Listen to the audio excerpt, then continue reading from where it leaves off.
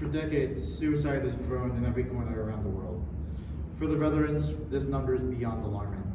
The warriors that we have relied on to protect us and our freedom have been thrown to the curb without any food, water, or shelter.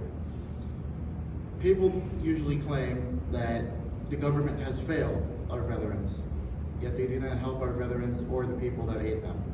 Our end goal is to recognize healthcare workers that help veterans. To provide for and support veterans and healthcare workers, we have come together to bake and deliver 1,000 pies. We have done this using 19 culinary students and 2 chefs.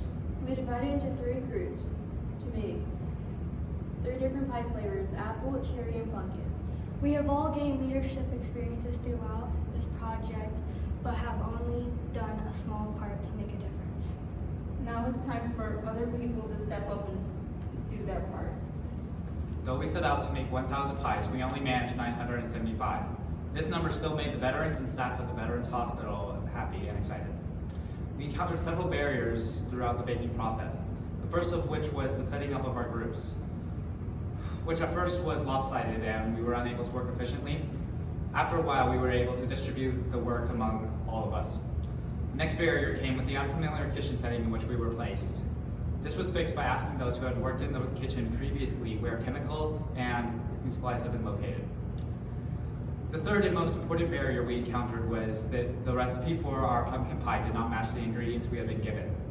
Our Chef Rose came and helped fix the recipe for us. Our fourth and final barrier came about halfway through the baking process. We ran out of sheeted dough in which to cut our pies from.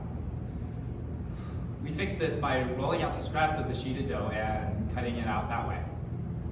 For our next goal, we believe recognizing our firefighters is important because along with veterans, they are underappreciated for the work they put into society. And using the additional ingredients from our previous project, we would like to utilize our skills acquired from our culinary class to give back to the foundation of our community.